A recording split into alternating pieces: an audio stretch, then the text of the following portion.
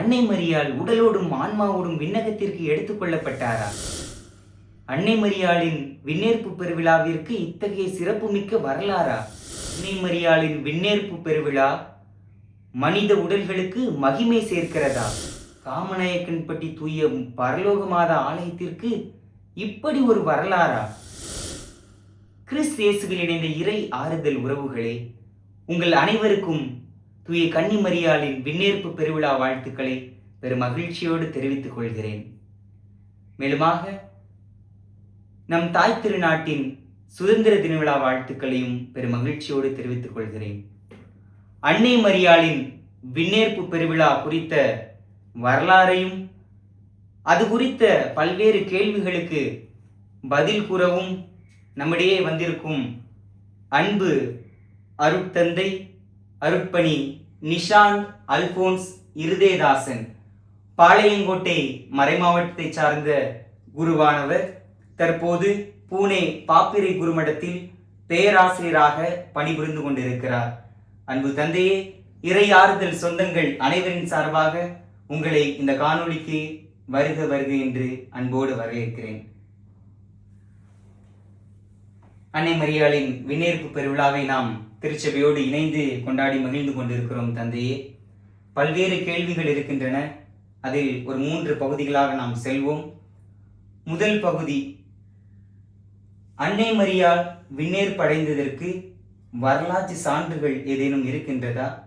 அப்படி இருந்தால் அந்த சிறப்புமிக்க வரலாற்று சான்றுகளை உங்களால் கூற முடியுமா தந்தையே? அனைவருக்கும் அன்னை மரியாளின் விண்ணேற்பு திருவிழா நல்வாழ்த்துக்களை தெரிவித்துக் கொள்வதில் மகிழ்ச்சி அடைகிறேன். இந்திய நாட்டு சுதந்திர தின வாழ்த்துக்களை முறித்தாக்கிக் கொள்கிறேன். அன்னை மரியாள் உடலோடும் ஆன்மாவோடும் விண்ணேற்படைந்தார் என்பது நம்முடைய உறுதியான நம்பிக்கை. ஆங்கிலத்திலே நம்ம டாக்மா என்று சொல்வோம், தமிழிலே உறுதியான நம்பிக்கை. இந்த நம்பிக்கையானது திருத்தந்தை 12ஆம் பத்திநாதர் அவர்கள் நவம்பர் மாதம் 1ஆம் தேதி 1950 ஆண்டு பிரகடனப்படுத்துகிறார். இது ஒரு உறுதியான நம்பிக்கை என்பதை அன்றுதான் நமக்கு வெளிப்படையாக திரு அவை இதை நாம் ஏற்றுக்கொள்ள வேண்டும் என்று சொல்கிறது. ஆனால் அதுதான் அதன் விழாவின் தொடக்கம் அல்ல. ஏறத்தாழ 5ஆம் 6ஆம் நூற்றாண்டுகளிலேயே அன்னை மரியாள் இப்படித்தான் விண்ணகம் அடைந்திருப்பார் என்பதற்கு சான்றாக அன்னை மரியாளின் நித்திரை என்ற ஒரு பெயரில் திரு அவை ஒரு விழா எடுத்து சிறப்பு செய்தது. குறிப்பாக கிழக்கத்திய திரு அவை இதை மிகவும் பெருமையாக கொண்டாடியது. இன்றைக்கும் இஸ்ரேல் நாட்டில் எருசலேமுக்கு அருகிலேயே அவர் லேடி ஆஃப் டொர்மிஷன் என்கின்ற ஒரு பேராலயம் இருக்கிறது. அப்படி என்றால் நித்திரையில் இருக்கும் அன்னை மரியாள். ஆக இந்த நித்திரை என்பது எதை குறிக்கிறது என்றால், அன்னை மரியாள் மரிக்கவில்லை, துயில் கொண்டார். இதுதான் அதோடைய பொருள். இதைத்தான் பிற்காலத்தில் நாம் அன்னை மரியாள் உடலோடும் ஆன்மாவோடும் விண்ணகம் எடுத்துக் கொள்ளப்பட்டார் என்று ஏற்றுக்கொண்டு கொண்டாடுகிறோம். இதற்கு ஒரு காரணம் இருக்கிறது. அன்னை மரியாள் பாவம் அறியாதவர். பாவத்தின் விலைதான் சாவு. ஆக பாவம் அறியாதவராக இருக்கின்ற காரணத்தினால் எப்படி அன்னை மரியாள் இறந்திருக்க முடியும்? விவிலியத்தில் நமக்கு எந்த ஒரு ஆதாரம் இதற்காக இல்லை. ஆனால் அறிவுபூர்வமாக யோசிக்கின்ற பொழுது அன்னை மரியாள் அமல உற்பவியாக இருக்கின்ற காரணத்தினால் அவரால் மரணிக்க முடியாது. எனவே அவர் உடலோடும் ஆன்மாவோடும் விண்ணகம் எடுத்துக் கொள்ளப்பட்டார் என்பது இந்த போதனையாக இருக்கிறது. இது கத்தோலிக்க மறையை தழுவிய அத்தனை பேரும் ஏற்றுக்கொள்ளக்கூடிய ஒரு உறுதியான நம்பிக்கை. அன்னை மரியாளுக்கு சிறப்பு செய்யக்கூடிய ஒரு நம்பிக்கை. இது நம்முடைய இறை நம்பிக்கையின் ஒரு ஆழத்தை ஏற்படுத்தக்கூடிய ஒரு உறுதியான நம்பிக்கையாக இருக்கிறது. எனவேதான் நம்ம அதை போற்றுகிறோம். இதுதான் இதோடைய ஒரு வரலாறாக இருக்கிறது. சிறப்பு தந்தையை, மிகவும் சிறப்பாக வரலாற்று பின்னணியை சொல்லியிருக்கிறீர்கள் தந்தையே. இயேசு கிறிஸ்து விண்ணேற்றம் அடைந்தார், அன்னை மரியாள் விண்ணேற்பு அடைந்திருக்கிறார். இந்த இரண்டிற்கும் ஏதேனும் வித்தியாசம் இருக்கிறதா? அப்படி வித்தியாசம் இருந்தால் அந்த வித்தியாசத்தை சொல்லுங்க. அதோடு சேர்த்து ஏதேனும் மற்ற நபர்கள் விண்ணகத்திற்கு எடுத்துக்கொள்ளப்பட்டிருக்கிறார்களா? அதற்கு ஏதேனும் விவிலிய சான்றுகளோ வரலாற்று சான்றுகளோ இருக்கின்றனவா? அதை பற்றி கொஞ்சம் தெளிவாக சொல்லுங்கள் தந்தையே. இயேசு கிறிஸ்துவின் விண்ணேற்றம் என்பது அவர் தன்னுடைய கடவுள் நிலையில் இருக்கின்ற காரணத்தினால் தாமாகவே விண்ணேறி சென்றார். அவர் கடவுளுடைய மகன், தந்தை மகன் தூய ஆவியாரில் இரண்டாவது நபராக இருக்கிறார். எனவே அவர் தானாகவே விண்ணகம் எழுந்து சென்றார். அதனால அது விண்ணேற்றம். அன்னை மரியாள் கடவுள் அல்ல, அவர் கடவுளால் படைக்கப்பட்டவர், நம்மை போன்ற ஒருவர். ஆனால் அவர் கடவுளின் மீட்பை தான் ஜெனிப்பதற்கு முன்பாகவே உணர்ந்தவர். அதனால அவர் அமல உற்பவி. அவர் கடவுள் கிடையாது, அமல உற்பவி. கடவுள் அந்த பாவத்தில் இருந்த விடுதலையை, மீட்பை அவர் கர்ப்பமாவதற்கு முன்பே அவருக்கு கொடுத்திருக்கிறார் என்பதுதான் நம்முடைய போதனை. எனவே அவருக்கும் கடவுளுடைய மீட்பு தேவைப்படுகிறது. எனவே அவர் எப்படி கடவுளால் கர்ப்பமாவதற்கு முன்பாகவே பாவ நிலையிலிருந்து அருள்நிலைக்கு அவர் மாற்றப்பட்டாரோ, அதே போல கடவுளால் அவர் விண்ணகத்திற்கு எடுத்துக் கொள்ளப்பட்டார். எனவேதான் அது விண்ணேற்பு, ஏற்றுக்கொள்ளப்பட்டார் கடவுளால். இதுதான் அந்த முக்கியமான வேறுபாடு. இதை நாம் புரிந்து கொள்ள வேண்டும். விவிலியத்தில் ஏனோக் என்பவரும் எலைஜா என்பவரும் விண்ணகம் எழுந்து சென்றதாக நமக்கு சான்றுகள் கூறுகின்றது. உதாரணமாக நாம் தொடக்க நூலிலே பார்க்கின்ற பொழுது ஏனோக் விண்ணகம் சென்றார் என்றும், இரண்டாவது அரசர்கள் நூலிலே எலைஜா விண்ணகம் எழுந்து சென்றார் என்றும் கடவுளால் எடுத்துக்கொள்ளப்பட்டார் என்பதை நாம் பார்க்கிறோம். ஆனால் அதுக்கு பெரிய மாறுபாடு இருக்கிறது. அன்னை மரியாள் இறப்பதற்கு பதிலாக உடலோடும் ஆன்மாவோடும் எடுத்துக்கொள்ளப்பட்டார். ஏனோக்கும் எலைஜாவும் மீண்டும் வருவார்கள். அவர்கள் கடவுளிடம் சென்று மீண்டும் வருவார்கள். மீட்பர் வருவதற்கு முன்பாக எலைஜா வருவார் என்பது யூதர்களின் நம்பிக்கை. அதுவரை அவரை கடவுள் மேலே எடுத்துக்கொண்டார், விண்ணகம் எடுத்துக்கொண்டார் என்பதுதான். அவர் வந்தார் என்றால் மீண்டும் மற்றவர்களைப் போல மரணிப்பார், மரணித்து மற்றவர்களைப் போல வாழ்வு நிலை வாழ்வுக்கு செல்வார்கள். இதுதான் அந்த வேறுபாடு. அன்னை மரியாள் உடலோடும் ஆன்மாவோடும் மரணத்திற்கு பதிலாக விண்ணகம் எடுத்துக்கொள்ளப்பட்டார். அதுதான் அந்த விண்ணேற்பின் சிறப்பு அம்சமாக இருக்கு. மிகவும் சிறப்பு தந்தையே. இப்போ அந்த காலத்திலிருந்து இப்போ வரைக்கும் பார்த்தோம்னு நினச்சிக்கோங்களேன், மனித உடல்களுக்கு மதிப்பு இல்லாமல் தான் போயிட்டு இருக்குது. பல்வேறு போர்கள், பல்வேறு பிரச்சனைகள். இந்த சூழ்நிலையில் மனித உடல்கள் மனிதாபிமானமின்றி கொல்லப்பட்டு கொண்டு இருக்கிற இந்த நிலையில் அன்னை மரியாளின் விண்ணேற்பு, இந்த நிகழ்வு மனித உடலுக்கு மகிமை சேர்க்கிறது என்ற ஒரு கருத்து இருக்கிறது. இதை குறித்த உங்களுடைய புரிதலை சொன்னால் மிகவும் சிறப்பாக இருக்கும் தந்தையே. மனிதன் என்று சொல்கின்ற பொழுதே உடலும் ஆன்மாவும் உடையவர்கள் தான் மனிதர்கள். ஆக நமக்கு விவிலியத்தில் தொடக்க நூலிலே சொல்லப்பட்டிருப்பது என்னவென்றால், நாம் மனிதர்களாகிய நாம் கடவுளின் சாயலாகவும் பாவனையாகவும் படைக்கப்பட்டிருக்கிறோம். ஆக நம்முடைய ஆன்மா மட்டுமல்ல, உடலும் கடவுளுடைய சாயலை, பாவனையை தாங்கி நிற்கிறது என்பதுதான் அதற்கு ஒரு பொருளாக இருக்கிறது. பிற்பாடு பவுலடியார் முதலாம் கொரிந்தியருக்கு எழுதிய அந்த நூலிலே, கொரிந்தியருக்கு எழுதிய அந்த முதல் நூலிலே மிக அழகாக சொல்லுவார். 16வது அதிகாரம் 19-20 வாக்கியங்களிலே சொல்லுவார், நாம் தூய ஆவியாரின் உறைவிடம், நம்முடைய உடல் தூய ஆவியார் வசிக்கும் இல்லம். இது மிகப்பெரிய கூற்று. எந்த அளவுக்கு என்றால், நம்முடைய உடல் தூய ஆவியாரால் ஆட்கொள்ளப்பட்டிருக்கிறது, ஆலயமாக இருக்கிறது, தூய ஆவியார் ஆலயமாக இருக்கிறது. ஆக நம்முடைய உடல் படைப்பினால் புனிதப்படுத்தப்பட்டதை போல கடவுளுடைய சாயலை தாங்கிய காரணத்தினால் இறைமகன் இயேசுவின் மீட்பினாலும் உடலும் புனிதப்படுத்தப்பட்டிருக்கிறது. எனவே அன்னை மரியாள் உடலோடும் ஆன்மாவோடும் விண்ணுக்கு எடுத்துக் கொள்ளப்பட்டார் என்று சொல்லுகின்ற பொழுது, அந்த உடல் புனிதத்தில் நாமும் பங்கு கொள்ளுகிறோம். ஆனா நமக்கு வேறுபாடு என்ன? நாம் மரணித்து மீண்டும் உயிர்த்தெழுகின்றோம். எனவேதான் கொரிந்தியருக்கு எழுதிய முதல் திருமுகத்திலே பவுலடியார் மீண்டும் ஒரு இடத்தில் அழகாக சொல்லுவார், நாம் மரித்தால் நம்முடைய உடல் அழிவுறுவதில்லை, உயிர்த்தெழுதலின் போது கடவுள் நம்மை மீண்டும் உடலோடு எடுத்துக்கொள்வார் என்பது. எனவே உடலும் புனிதமானது என்பது நம்முடைய கத்தோலிக்க திருவையின் அசைக்க முடியாத நம்பிக்கை. இது எதற்கு முக்கியம் என்று சொன்னால், நம்முடைய உடலை நாம் போற்ற வேண்டும், மதிக்க வேண்டும். உடலுக்கு தீங்கிழைக்கூடிய எந்த காரியத்தை நம்ம செய்யக்கூடாது. மது பழக்கமாக இருக்கலாம், அது உடலுக்கு தீமையானது. புகைப்பிடித்தலாக இருக்கலாம், உடலுக்கு தீமையானது. அது என்ன அப்படின்னா, நம்ம கடவுளுடைய ஆலயத்தை அசுத்தப்படுத்துகிறோம். அதுதான் அதனுடைய பொருளாக இருக்கிறது. ஆக எந்த ஒரு தீவ பழக்கம் நம்முடைய உடம்பை பாதிக்கும் என்றால் அதிலிருந்து நாம் விடுதலை பெற வேண்டும். அதுதான் கடவுளுடைய ஆலயத்திற்கு நாம் செலுத்தக்கூடிய ஒரு மாட்சியாக இருக்கும். அது அன்னை மரியாள் இந்த விண்ணேற்பு பெருவிழா மிக அழகாக நமக்கு உணர்த்தி சொல்கிறது. உடலின் புனிதத்தன்மை, அதை பேணுவோம், போற்றுவோம். காரணம் அது கடவுளின் திருக்கோவில், ஆலயம். மகிழ்ச்சி தந்தையே. இப்போது நம்ம 2வது பகுதிக்கு கடந்து செல்வோம். அதாவது பாளையங்கோட்டை மறைமாவட்டத்தை சார்ந்த காமநாயக்கன்பட்டி என்ற ஒரு பங்கு தற்போது பேராலயமாக எழுச்சி பெற்றிருக்கிறது. அந்த காமநாயக்கன்பட்டி பரலோக தாய்க்கு ஒரு சிறப்புமிக்க வரலாறு இருக்கிறது என்று சொல்வார்கள். அந்த வரலாற்றை பற்றி கொஞ்சம் உங்களால் கூற முடியுமா தந்தையே? காமநாயக்கன்பட்டி பரலோக அன்னையின் ஒரு திருத்தலம், நமக்கெல்லாம் பிரசித்தி பெற்ற ஒரு இடம். அது பாளையங்கோட்டை மறை மாவட்டத்திற்கு ஒரு பெருமை என்று சொல்லலாம். அது மாவட்டம் தூத்துக்குடி மாவட்டமாக இருந்தாலும் கூட பாளையங்கோட்டை மறை மாவட்டத்தின் ஒரு இன்றியமையாத பகுதியாக இருக்கிறது. இதனுடைய வரலாறு நீண்ட வரலாறாக பலரும் சொல்கிறார்கள். தொடக்கத்தில் போர்ச்சுகீயர்கள் 17ஆம் நூற்றாண்டில் அங்கு வந்த பொழுது ஏற்கனவே கத்தோலிக்கத்தை பின்பற்றிய ஒரு சமூகம் இருந்ததாக அவர்கள் கண்டறிந்திருக்கிறார்கள். எனவே இந்த நம்பிக்கை, இறை நம்பிக்கை ஏறத்தாழ புனித தோமையார் காலத்திலிருந்தே வந்திருக்க கூடும் என்கின்ற ஒரு அனுமானமும் இருக்கிறது. ஆயினும் கூட நிச்சயமாக 17ஆம் நூற்றாண்டிலே அங்கே ஒரு தேவாலயம் இருந்தது. சிறிய ஆலயமாக இருந்திருக்கலாம்.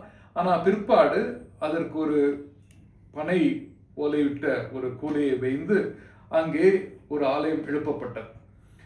ஏறத்தாழ 18ஆம் நூற்றாண்டு தொடக்கத்தில் 1712 முதல் 15 காலகட்டத்தில் அங்கே வீரமாமுனிவர், நம்ம கான்ஸ்டன்டின் ஜோசப் பெஸ்கி என்று அழைக்கப்படக்கூடிய வீரமாமுனிவர் பங்கு தந்தையாக இருந்ததாக சொல்லப்படுகிறது. அந்த வேளையில் இது பரலோக மாதாவின் ஆலயம் என்கின்ற ஆவணம் நமக்கு உறுதியாக கிடைக்கிறது.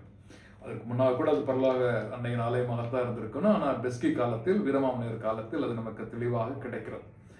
ஆக பல்வேறு முக்கியமான மறைப்பணியாளர்கள் அங்கே பணியாற்றி இருக்கிறார்கள். ஒவ்வொருத்தரும் ஒவ்வொரு விதமான அர்ப்பணத்தை அங்கே செய்திருக்கிறார்கள். வீரமாமுனிவர் அந்த இருந்த குடிய காலத்திலேயே தேக்கினாலான தேர்களை வடிவமைத்தார். அது இன்னும் அங்கே இருக்கு. அதான் அதனுடைய அற்புதம். அதே போல் அந்த பரலோக மாதாவின் அந்த சிறுபமானது அதற்கு ஒரு சிறப்பு உண்டு. ஏனென்று சொன்னால், ஏதோ ஒரு முறை அது கோயிலை ஒரு திருடன் சூறையாடிய பொழுது அந்த பரலோக மாதா சிறுபத்தை அவன் களவாட நினைக்கின்ற பொழுது அவனுடைய கண்கள் பாதிக்கப்பட்டன என்று நமக்கு வரலாற்று குறிப்புகள் கூறுகின்றன. பிறகு அவனுக்கு கண்கள் மீட்கப்பட்டதாகவும் அன்னை மரியாள் அந்த ஒரு பேரு ஊகையால் அது அவனுக்கு பார்வை கிடைத்ததாகவும் சொல்லப்படுகிறது. இப்படி பல்வேறு சான்றுகள் அந்த சிறுபத்தை கொண்டிருப்பதுனால் அந்த சிறுபத்திற்கு ஒரு சிறப்பு மரியாதை என்று மக்கள் செலுத்தி வருகிறார்கள். அதே போல் அந்த தேர் பவனியானது மிக பிரசித்தி பெற்றது, நமக்கு எல்லாருக்கும் தெரியும். அதுக்கு கும்பிடு சேவை என்று சொல்லி மக்கள் தாழ்ந்து கும்பிட்டு அந்த தேர் பவனியின் போது செல்வார்கள். அது கடவுளத்தில் தங்களை முழுமையாக அர்ப்பணிக்கின்ற ஒரு அடையாளம். எனவே இந்த அன்னை மரியாளின் இந்த விழாவானது, காமநாயக்கன்பட்டியில் பரலோக மாதாவின் விழாவானது மிக பிரசித்தி பெற்றது. 2 லட்சம் முதல் 4 லட்சம் மக்கள் வருவதாக சொல்கிறார்கள். பலரும் அதை பார்த்திருப்போம், நேரடியாக உணர்ந்திருப்போம். மக்களின் அந்த ஈடுபாட்டை, பக்தி பரவசத்தை நாம் உணர்ந்திருப்போம் அந்த காலகட்டத்தில். ஆக பரலோக மாதாவுக்கு சிறப்பு சேர்க்கக்கூடிய இந்த ஆலயம் பசிலிக்கா, மைனர் பசிலிக்காவாக உயர்த்தப்பட்டது 2023ஆம் ஆண்டு ஆகஸ்ட் 15ஆம் தேதி. அப்பொழுது திருத்தந்தை பிரான்சிஸ் அவர்கள் அதை மைனர் பசிலிக்கா உயர்த்தினார் பாளையங்கோட்டை மறை மாவட்டத்தில். அப்பொழுது நமக்கு ஆயராக இருந்தவர், இன்றைக்கு மதுரையின் பேராயராக இருக்கக்கூடியவர் மேதகு அந்தோணிசாமி ஆயர் அவர்கள். எனவே அவருடைய முயற்சியால், அப்பொழுது அருள்பணியாளராக இருந்த அருள் திரு அந்தோனி குரோஸ் அவர்களின் முயற்சியாலும், இன்னும் பல்வேறு மறை மாவட்டத்தில் பணியாற்றக்கூடிய அருள்பணியாளர்கள் முயற்சியாலும் இன்று அது ஒரு பசிலிக்காவாக உயர்த்தப்பட்டிருக்கிறது. எனவே அந்த புகழ் அன்னை மரியாளுக்கு கிடைத்த மிகப்பெரிய புகழ். அன்னை மரியாள் மீது பக்தி கொண்ட அத்தனை மக்களுக்கும் அது சிறப்பான ஆசீர். இன்றும் அந்த அந்த பேராலயத்திற்கு பலர் சென்று வழிபடுகிறார்கள். அதனால் எண்ணற்ற விதத்தில் நன்மை கிடைக்கிறது என்று உணர்கிறார்கள். நம்முடைய வாழ்க்கையிலும் அன்னை மரியாளின் பரிந்துரையை ஆண்டவர் இயேசு கிறிஸ்து வழியாக நாம் பெற்றுக்கொள்வோம். அதற்காக இந்த திருவிழா நமக்கு ஒரு அர்த்தமுள்ள விழாவாக அமையட்டும். மிகவும் சிறப்பு தந்தையே. இப்போ 3வது பகுதி, ரொம்ப முக்கியமான பகுதிக்கு நாம் இப்போ கடந்து செல்கிறோம் தந்தையே. அதாவது அன்னை மரியாளுடைய விண்ணேற்பு பெருவிழா அருட்பணியாளர்களுக்கு என்ன செய்தி சொல்லுகிறது, மக்களுக்கு என்ன செய்தி சொல்லுகிறது, அதிலும் குறிப்பாக அன்னை மரியாவை ஏற்றுக்கொள்ளாமல் பிற சபைகளுக்கு சென்ற சிதறுண்டு சென்ற மக்களுக்கு விண்ணேற்பு பெருவிழா சொல்லுகிற செய்தி என்ன என்பதை சொன்னால் மிகவும் சிறப்பாக இருக்கும் தந்தையே. நான் ஏற்கனவே கூறியது போல நம்முடைய உடல் புனிதமானது. அன்னை மரியாள் உடலோடும் ஆன்மாவோடும் எடுத்துக்கொள்ளப்பட்ட நாமும் இறந்ததற்கு பிற்பாடு நம்முடைய உடல் உயிர்த்தெழுந்து கடவுளிடம் செல்லும் என்பதுதான் அதோடைய பொருள். நம்ம மரணித்து ஆனால் அடையக்கூடியது அன்னை மரியாள் மரணம் இன்றி பெற்றிருக்கிறார் அந்த அருளை. ஆக அந்த உடலின் புனிதம் என்பது நமக்கு எவ்வளவு முக்கியம் என்றால், நம் அருள்பணியாளர்கள் எல்லாம் நாம் செய்யக்கூடியது எல்லாமே அருள்சாதன பணிகள். இந்த அருள்சாதனத்தின் பணிகள் வழியாக நாம் என்ன செய்கிறோம்? கடவுளுடைய அருளை பெற்று மக்களுக்கு கொடுக்கிறோம். கடவுளுடைய அருளை பெற்று நம்முடைய உடல் ஆன்மா இரண்டும் நிச்சயமாக புனிதமாக அடைய வேண்டும். அதுதான் அருள் சாதனத்தின் வழியாக நாம் பெறக்கூடிய அருள். ஆக இதை உணர்ந்து நம்ம கத்தோலிக்க அருள்பணியார்கள் தங்களுடைய அர்ப்பணிப்போடு தங்களுடைய வாழ்க்கையை நடத்த வேண்டும். தங்களுடைய அருள் சாதன பணியில் அதிகமாக ஈடுபட வேண்டும். இதுதான் நம்முடைய உடலுக்கும் உள்ளத்திற்கும் புனிதம் தரக்கூடிய கடவுளுடைய அருளை நமக்கு பெற்றுத் தருகிறது. அதே போல அன்னை மரியாளின் பாதுகாவல் எல்லா அருள்பணியாளர்களுக்கும் தேவை. இது ஏன்னா அன்னை மரியாள் திரு அவையின் தாயாக இருக்கிறார். எனவே நம் ஒவ்வொருவருக்கும் தாயாக இருக்கிறார். எப்படி ஆண்டவர் இயேசு கிறிஸ்து அன்னை மரியாளை யோவானுக்கு இதோவும் தாய் என்று கொடுத்தார், அப்படித்தான் ஒவ்வொருவருக்கும் ஒரு சிறப்பான தாயாக கொடுத்திருக்கிறார். அந்த அன்னை மரியாளின் பரிந்து பேசுதல் நமக்கு எப்பொழுதும் வேண்டும். இந்த ஒரு உணர்வோடு நாம் அருள்பணியாளர்கள் வாழ வேண்டும். இதுதான் அருள்பணியாளருக்கு நான் சொல்லக்கூடிய செய்தி. புதலினருக்கு நான் சொல்லக்கூடியது என்னவென்றால், நம்முடைய உடல் புனிதமானது என்று சொன்னால் புனிதமான காரியங்களில் நம்முடைய உடலை அர்ப்பணத்தோடு ஈடுபடுத்த வேண்டும். அது நாம் செய்யக்கூடிய உடல் உழைப்பாக இருக்கலாம், நாம் செய்யக்கூடிய உடல் தியாகமாக இருக்கலாம். இவை அனைத்தும் ஒரு புனிதமிக்க விதத்தில் அமைய வேண்டும். அதுதான் நம்ம உண்மையிலேயே இந்த அன்னை மரியாளின் பெருவிழாவை கொண்டாடுவதற்கு ஒரு அர்த்தமுள்ள சான்றாக இருக்கும். அன்னை மரியாள் மீது பலவிதமான அவதூறுகளை சில சமயங்களில் அறியாத நிலையில் எழுப்புகின்ற பிற சபை சகோதர சகோதரிகளும் கூட இதிலிருந்து ஒரு உண்மையான விடயத்தை புரிந்து கொள்ள வேண்டும். கத்தோலிக்க திருவை ஒரு நாளும் அன்னை மரியாளை கடவுளுக்கு நிகராக கருதியதில்லை.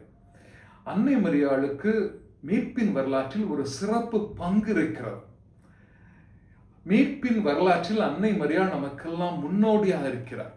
இதுதான் நம்ம சொல்லக்கூடியது கத்தோலிக்க திரு அவை. இதை பல சமயங்களில் அவர்கள் தவறாக புரிந்து கொண்டு அன்னை மரியாளை வணங்குகிறார்கள். அன்னை மரியாளுக்கு நாங்கள் ஒரு மதிப்பை கொடுக்கிறோம், சிறந்த இடத்தில் வைத்திருக்கிறோம். நம்ம குடும்பங்கள் ஒரு பெரியவர் கடவுளுக்கு உகந்தவராக இருந்தால் அவரை நாம் மதிப்பது இல்லையா? அவரிடத்தில் போய் எங்களுக்காக ஜெபம் பண்ணுங்கன்னு சொல்றது இல்லையா? அதைத்தான் கத்தோலிக்கர்கள் அன்னை மரியாளத்தில் சொல்கிறார். எங்களுக்காக பரிந்து பேசுங்கள், உங்களுடைய வாழ்க்கை போல எங்களுடைய வாழ்க்கை அமைய கடவுளிடமிருந்து அருளை நீங்கள் பெற்றுத்தர பரிந்து பேசுங்கள். அதுதான் அது. நம்ம ஒருத்தர்கிட்டே நம்ம எங்களுக்காக ஜெபம் பண்ணுங்கன்னு கேட்கிற பொழுது நம்முடைய இறை நம்பிக்கையின் முன்னோடியா இருக்கின்ற அன்னை மரியாளிடத்தில் நம்ம அதை கேட்க முடியாதா? எனவே இதை புரிந்து கொள்ளாத நிலையில் இருக்கக்கூடிய பிற சபையினர் இதை உணர்ந்து கொள்ள வேண்டும். அன்னை மரியாள் கடவுளின் மீட்பின் முதற்கனி, நமக்கெல்லாம் முன்னோடி, இறை நம்பிக்கையின் முன்னோடி அன்னை மரியாள். அதற்குத்தான் இந்த மகிமை, அதற்குத்தான் இந்த சிறப்பு, அதற்குத்தான் இந்த பெருவிழா. அவர்களுக்கும் நாம் இந்த பெருவிழா வாழ்த்துக்களை உரித்தாக்கிக் கொள்வோம். நன்றி தந்தையே. அன்னை மரியாளின் விண்ணேற்பு பெருவிழா வரலாற்று சிறப்புகளையும் காமநாயக்கன்பட்டி பரலோக தாயுடைய வரலாற்று சிறப்புகளையும் மிகவும் சிறப்பாக எங்களுக்கு எடுத்து கூறியிருக்கிறீர்கள் தந்தையே. எங்களுடைய இறை ஆறுதல் சொந்தங்கள் சார்பாக உங்களுக்கு என்னுடைய மனமார்ந்த நன்றி தந்தையே. நன்றி. மீண்டும் ஒரு முறை உங்கள் அனைவருக்கும் அன்னை மரியாளின் விண்ணேற்பு பெருவிழா வாழ்த்துக்களை மகிழ்ச்சியோடு தெரிவித்துக் கொள்கிறேன். இந்த காணொளி உங்களுக்கு பிடிச்சிருந்துச்சுன்னா லைக் பண்ணுங்க, உங்களுடைய நண்பர்களுக்கு பகிர்ந்து கொள்ளுங்கள். மேலும் இது போன்ற புனிதர்கள் பற்றிய வாழ்க்கை வரலாற்றையும் மேலுமாக அவர்கள் நமக்கு சொல்லுகிற பாடங்களை பற்றி தெரிந்து கொள்ள ஆசைப்பட்டீர்கள் என்றால் மறக்காம இறை ஆறுதல் சேனலை சப்ஸ்கிரைப் பண்ணுங்க, ஃபாலோ பண்ணுங்க. இறைவனின் ஆசீரும் இறை ஆறுதலும் என்றும் நம்மோடு. நன்றி.